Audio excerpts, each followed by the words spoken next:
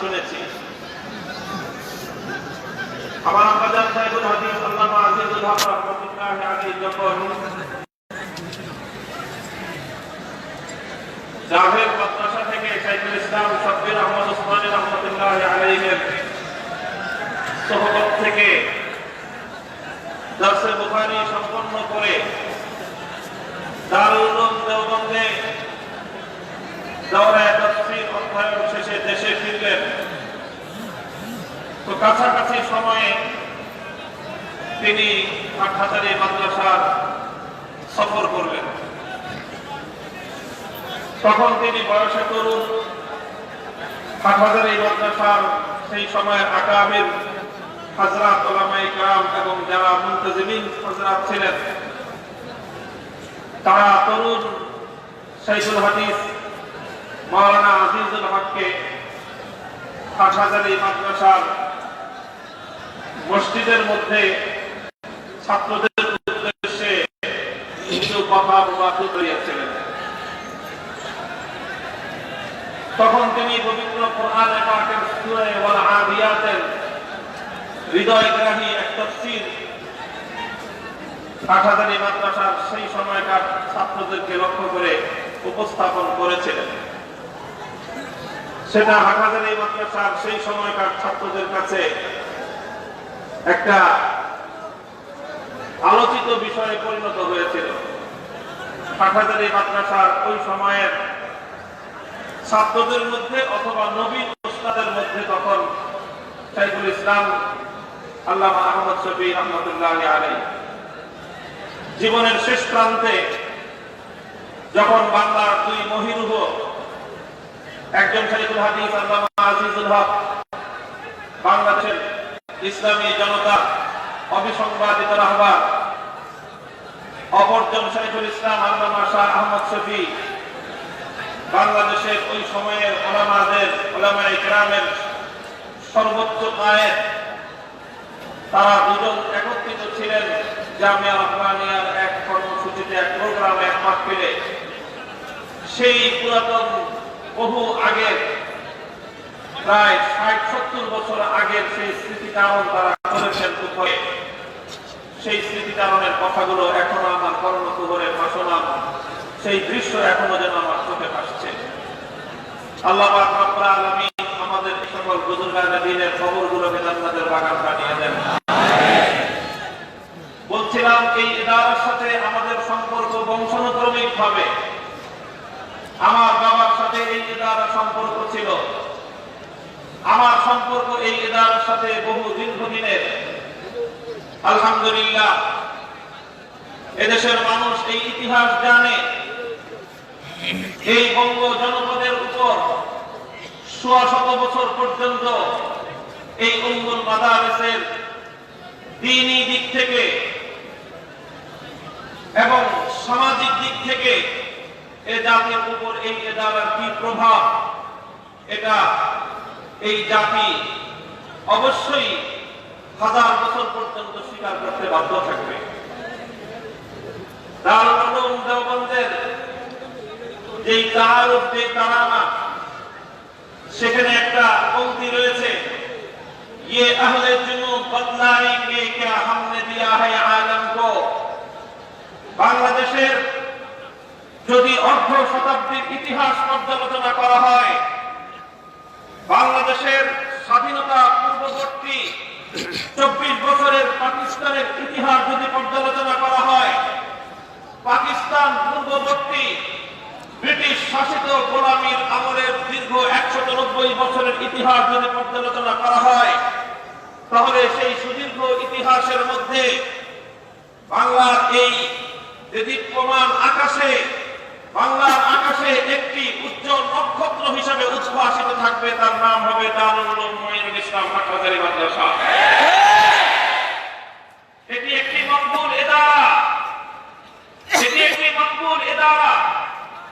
আল্লামা হাবিবুল্লাহ রাহমাতুল্লাহি আলাইহির বরকতি হাতে তার আরো ৪ সহকর্মী সহ হযরত মাওলানা জমিরুদ্দিন রাহমাতুল্লাহি আলাইহি, হযরত মাওলানা আব্দুল হামিদ রাহমাতুল্লাহি আলাইহি, হযরত মাওলানা আব্দুল ওয়াহিদ রাহমাতুল্লাহি আলাইহি এবং সুফি আজিজুর রহমান রাহমাতুল্লাহি আলাইহি সহ আকাবের খামসা আল্লাহ পাক রব্বুল আলামিন মঈনুল ইসলাম হাফেজালী মাদ্রাসাকে এই সৌভাগ্য দান করেছে। এটা একটা হুসনে ইত্তেফাক যে ইসলামের বুনিয়াদ যেরকম বুনিয়াদ ইসলাম আলা খামস, ইসলাম যেরকম পাঁচটি বুনিয়াদের উপর প্রতিষ্ঠিত হয়ে সারা দুনিয়া থেকে জাহিলিয়াতের অন্ধকারকে বিদূরিত করে বিশ্ব মানবতায় সভ্যতার আলোক পত্রিকা প্রজ্বলন করেছে। এই বাংলার অন্ধকার যুগে পাঁচ বুনিয়াদের উপর দাঁড়িয়ে দারুল উলুম মঈনুল ইসলাম গোটা বঙ্গ এলাকায় আলোর প্রদীপ প্রজ্বলিত করেছে। এটা সেই ইদারা যে ইদারা থেকে আলোর মশাল জ্বলেছে। এটা সেই ইদারা যে ইদারা থেকে ব্রিটিশ ভারতবর্ষে ব্রিটিশের গোলামীর জিঞ্জিরকে ছিন্ন করবার জন্য এখান থেকে আওয়াজ উচ্চারিত হয়েছে। এটা সেই ইদারা যে ইদারাকে সর্বদাই দেশ এবং জাতির যে কোনো ক্রান্তিকালে সবটাকে হাত ধারণ করা হয়েছে। এটা সেই ইদারা যে ইদারার সাথে যারা রক্ত দিতে এসেছে ইতিহাস বলে অস্তিত্ব ইতিহাস থেকে নিশ্চিহ্ন হয়ে গিয়েছে।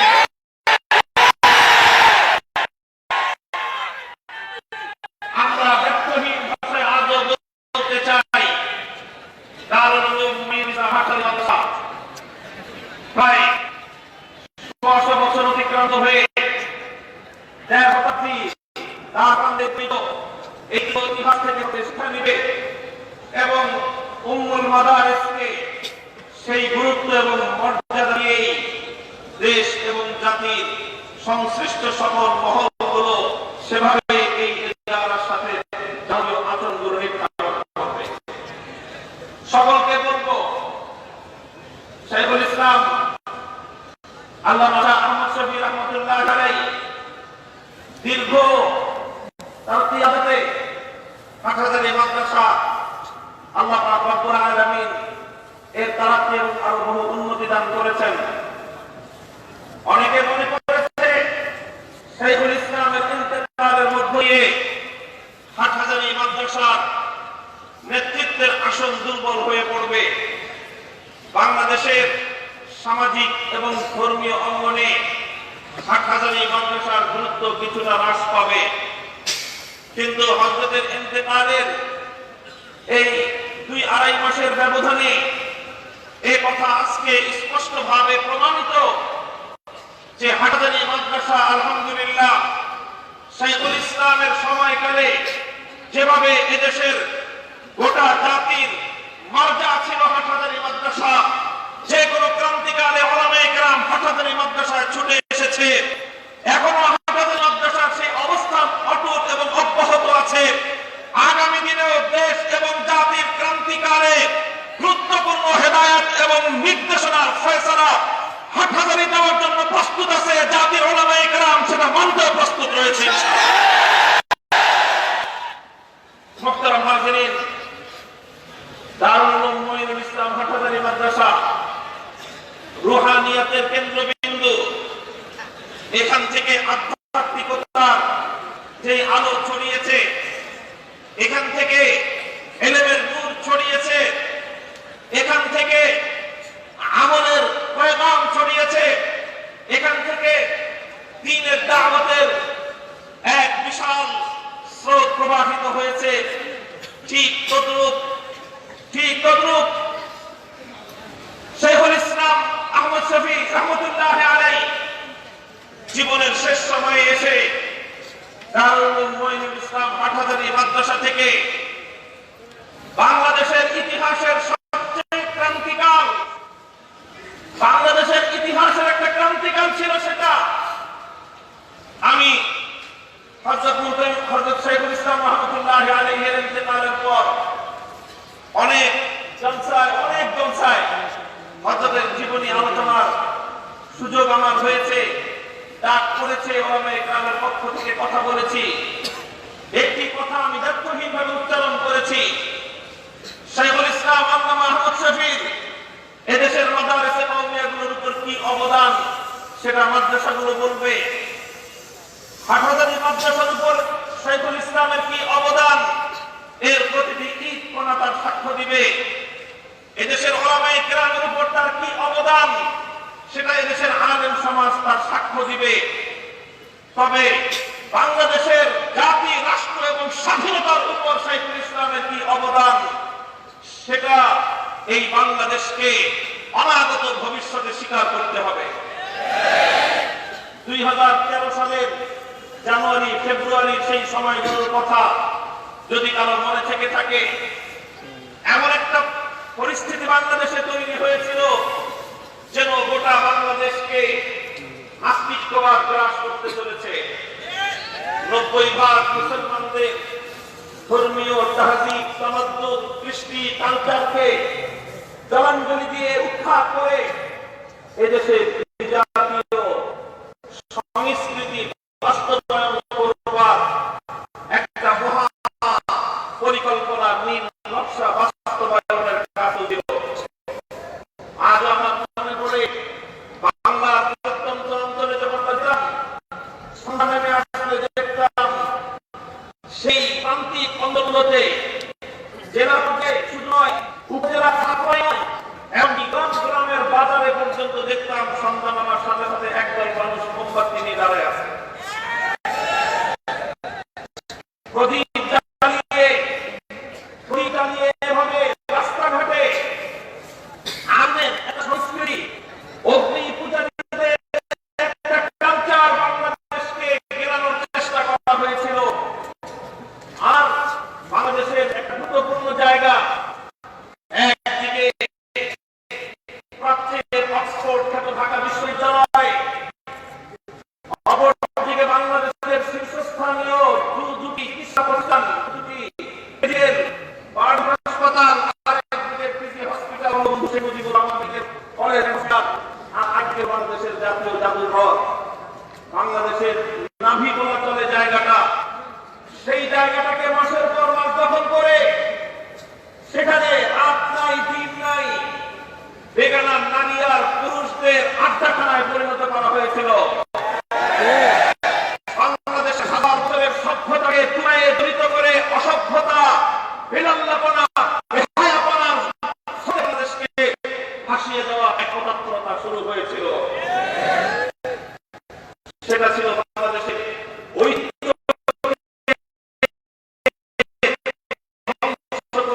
এক মহা ষড়যন্ত্র।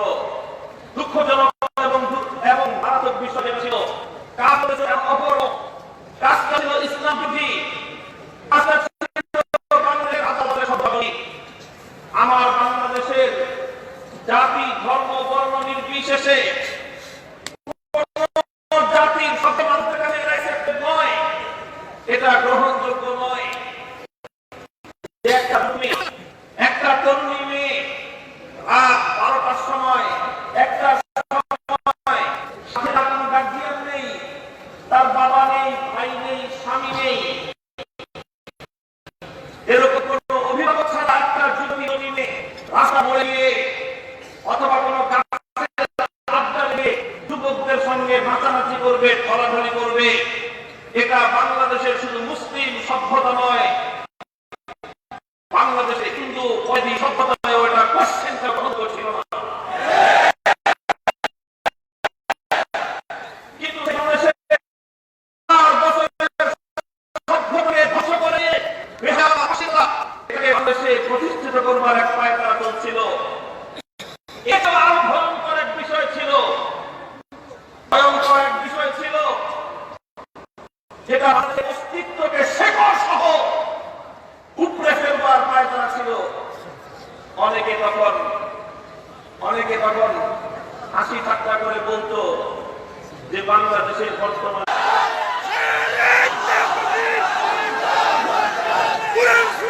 একটা মাঝবয়সী ছোটরা ছেলে, মাঝবয়সী নয় ছোটরা ছেলে একটা ঘোষণা দিয়ে দিল, তার ঘোষণার সাথে সাথে বাংলাদেশের কেন্দ্র সচিবালয় থেকে বাংলাদেশের রাষ্ট্রীয় বড় বড় হামলা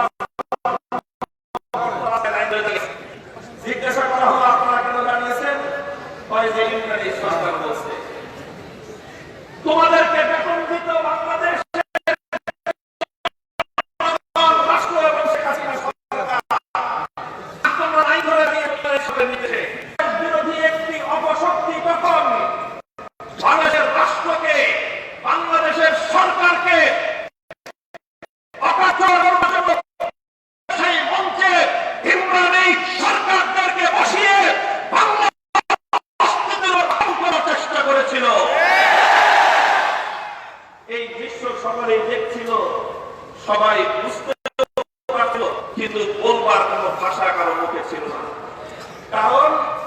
কারণ হলো কাজ ছিল দেশ বিরোধী, কর্মকাণ্ড ছিল স্বাধীনতা বিরোধী, পরিকল্পনা ছিল বাংলাদেশের অস্তিত্ব বিরোধী। ঘরে আত্মনাভুক্ত মানুষেরা আহাজারি করত, কথা বলবার ভাষা মানুষ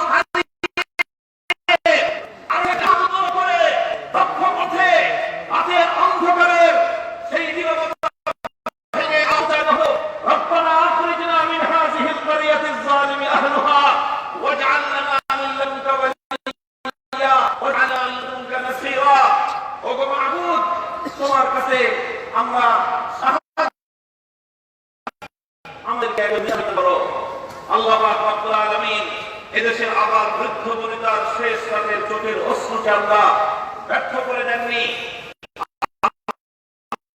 সেই কবুল করলেন। আল্লাহর পক্ষ থেকে রহমতের পরিধারা বর্ষিত হলো, আর মনে হলো আল্লাহর রহমত বিজয়ী হয়েছে। আমি হলো জাতীয় ইসলাম বাংলাদেশ। হাদিসের দর্শে মুস্তাদ হাদিসের একজন মুহাদ্দিস ছিলেন। জাতির এই ক্রান্তিকালে দেশ এবং জাতিকে রক্ষা করবার জন্য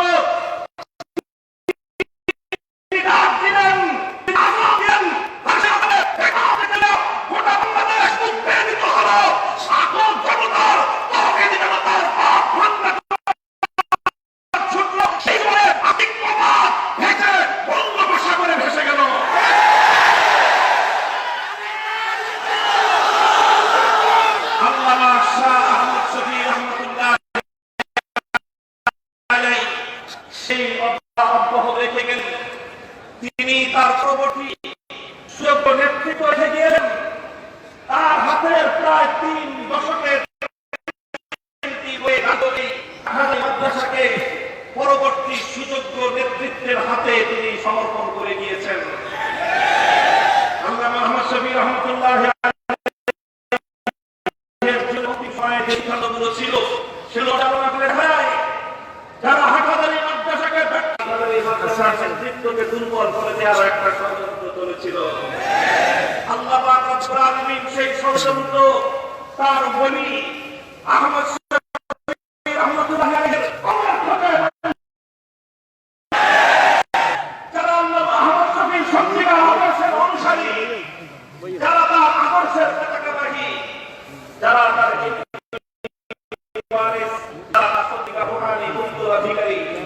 আল্লাহ পাক রব্বুল আলামিন অবিশ্বাস্যভাবে সুযোগ্য নেতৃত্বের হাতে এই প্রায় 100 বছরের এই জনদের অকাল দুর্ভোগ উম্মুল মাদারিস দারুল উলুম মুঈনুল ইসলাম খবর দিতে এসো না, অস্তিত্ব বিলুপ্ত হয়ে যাবে। আমি তোমাদেরকে ভাই হিসেবে সম্বোধন চাই। আমার রব্বুল আলামিনের কাছে অতীতের জীবনের ভুল ত্রুটির জন্য ক্ষমা প্রার্থনা করে সুন্দর ভবিষ্যৎ নির্মাণ করবার জন্য কাজে নামো। আল্লামা জুনায়েদ বাবু নগরীর হাতকে শক্তিশালী করবার জন্য তার পাশে দাঁড়াও।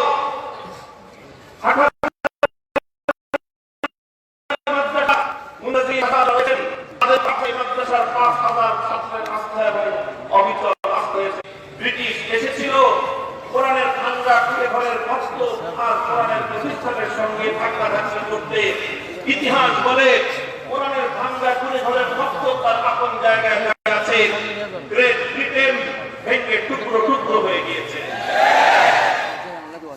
কাজেই মুহতারাম হাজিরিন, কথা ভিন্ন বিষয়বস্তু ছিল।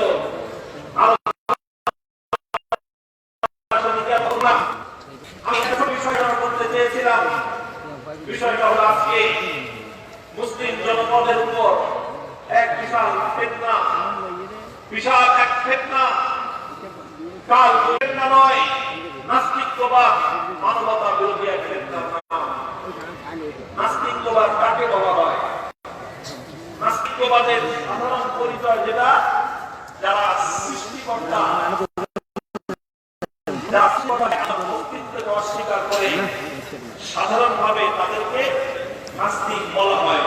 এটা হলো সাধারণভাবে নাস্তিক নাস্তিকবাদের এই সংজ্ঞাটাই পরিচিত, কিন্তু ঘাটাঘাটি করতে গিয়ে দেখলাম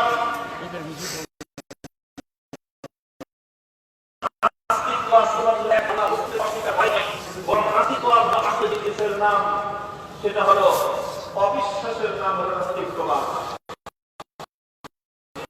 পৃথিবীর কোন বিষয়ের উপরে তাদের বিশ্বাস নেই, শুধুমাত্র বিশ্বাসকে অস্বীকার করা নয়। নাস্তিকবাদের মূল কথাই হলো নাস্তিকবাদ মানে হলো অবিশ্বাস, বিশ্বাসের অনুপস্থিতি, এটাই হলো নাস্তিকবাদ। নাস্তিকবাদের মূল কথা যদিও পরবর্তী সময়ে 16 শতাব্দী, 18 শতাব্দী এবং 20 শতাব্দীতে এসে নাস্তিকবাদ অনেক ডেফিনিশন, অনেক ধরেছেন, তবে আগের প্রকৃত বিষয়টা আগে নাস্তিকবাদের আসল পরিচয় তার মূল বৈশিষ্ট্য সহ বিশ্ব দরবারে বিশ্লেষণ করে দিয়েছে রবীন্দ্রনাথ কোরআনুল কারীম। সুবহানাল্লাহ বলা উচিত।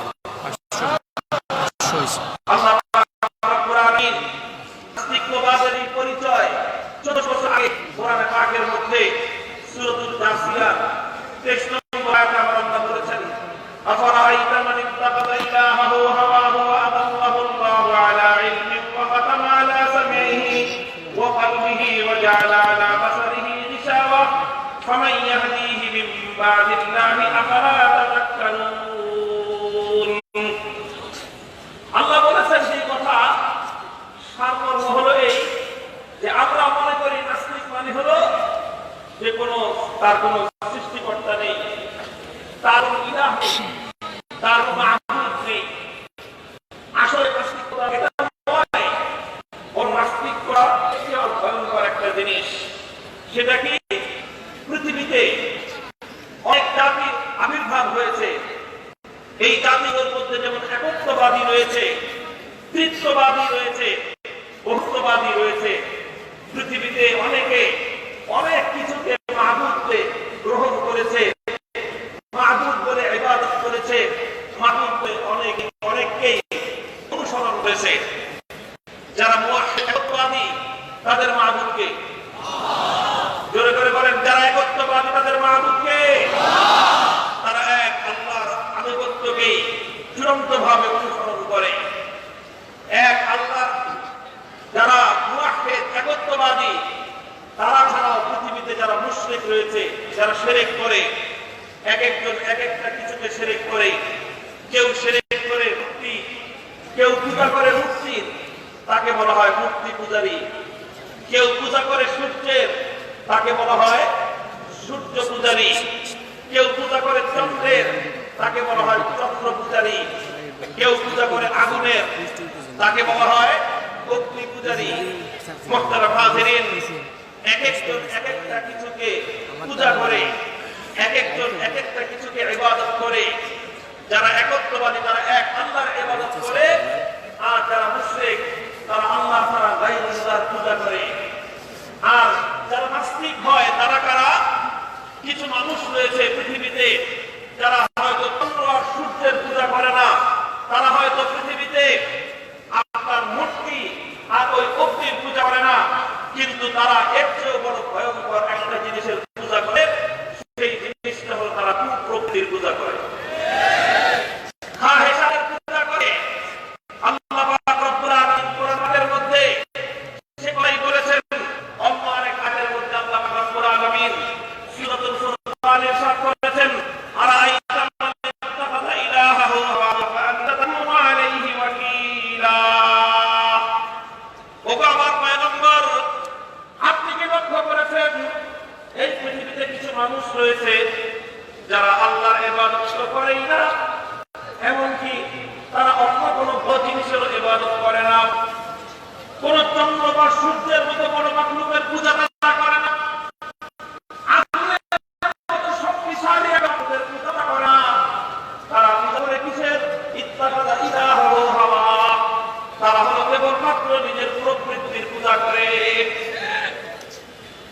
কাজেই এ কথা ব্যক্তহীনভাবে বলা যায়, ইসলামের দৃষ্টিকোণ থেকে মূর্তি পূজার চেয়েও জঘন্য পূজা হলো প্রকৃতির পূজা।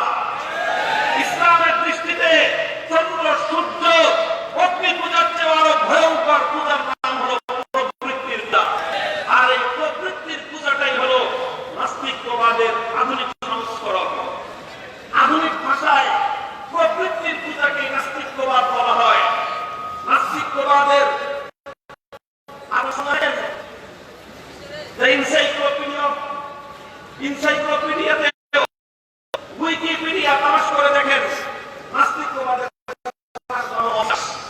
বিশ্বাস বলতে পৃথিবীতে কিছু নেই। হে দুনিয়ার মানুষ, বিশ্বাস বলতে কিছু না থাকে, দুনিয়াতে মানুষের ভালোবাসার সমস্ত বন্ধনগুলো ভেঙে চুরমার হয়ে যাবে। বিশ্বাস বলতে যদি পৃথিবীতে কোনো কিছু না থাকে, তাহলে সমস্ত সম্পর্কের বন্ধনগুলো চূর্ণ বিচূর্ণ হয়ে যাবে। কখনো তারা আল্লাহর বিরোধিতা করে, কখনো তারা বিভিন্ন তথ্যের বিরোধিতা করে, ইসলামের বিভিন্ন আইন, ইসলামের বিভিন্ন বিধানের বিরোধিতা করে। অনেক সময় তারা আল্লাহর কোরআনের আয়াতের দ্বারা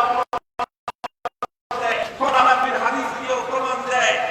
কখনো তারা হাদিসকেও গ্রহণ করে, কখনো তারা আল্লাহর কোরআনের আয়াতকেও গ্রহণ করে, কখনো কখনো তারা ধর্মীয় বিশ্বাসকেও গ্রহণ করে। আবার যখনই দেখে ধর্মীয় বিশ্বাস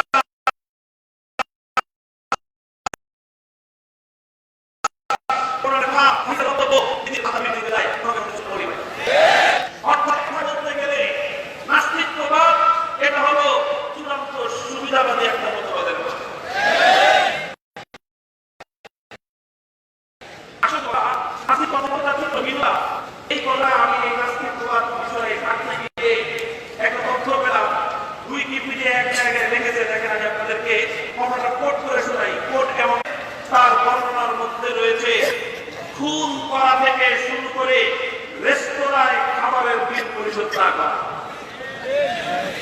হোটেলে গিয়ে টাকা দিবে না,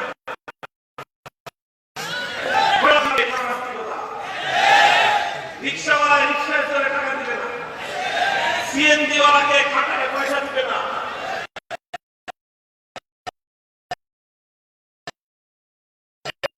শ্রমিক মজদুরকে মেহনত করায় পয়সা মেরে দিবে, খুন করবে, হত্যা করবে। এটা হলো নাস্তিকবাদের এই অশান্তি বৈশিষ্ট্য। এটা আমার কথা নয়, কোন আলোর বক্তব্য নয়।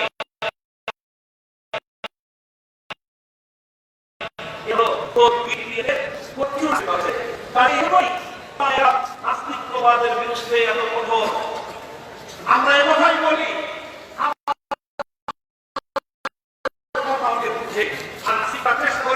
আমাদের কথাগুলোকে ভুল ব্যাখ্যা করে, আমাদের কথাগুলোকে খণ্ডিত আকারে উপস্থাপন করে রাষ্ট্রের উৎসাহে লিখে দিতে রাষ্ট্রকে বাবা এসব বলছি।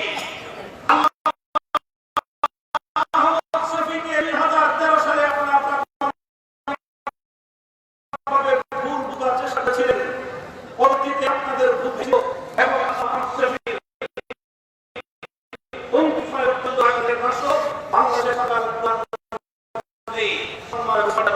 আল্লাহ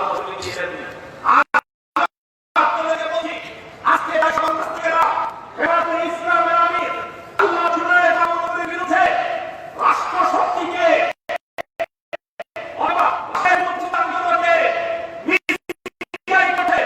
ইনফরমেশন দিচ্ছে। আপনারা এভাবে অবলম্বন করুন, কারণ নাস্তিকরা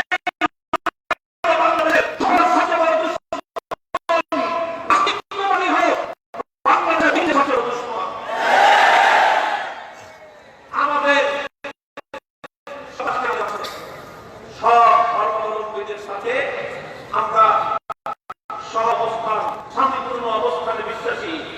সাম্প্রদায়িক শান্তির এই অমূল্য ভূমি বাংলাদেশের এই ঐতিহ্যকে আমরা কোনোভাবেই ভুলম্বিত হতে দিতে চাই না। আমরা চাই এভাবেই আমরা আটারি মাদ্রাসার মসজিদ মন্দির শত বর্ষ ধরে পাশাপাশি চলছে। কোনদিন হিন্দুরা এসে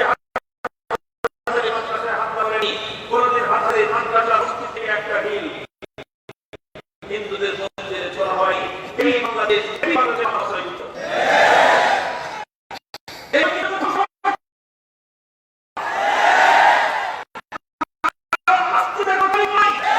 নাস্তিকদের কোন বিশ্বাস নাই।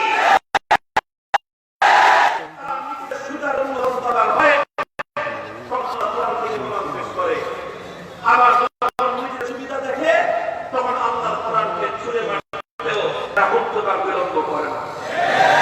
ছোট্ট একটা দৃষ্টান্ত দিয়ে আমি আপনাদের সামনে মোহতারাম হাজিরিন, এই যে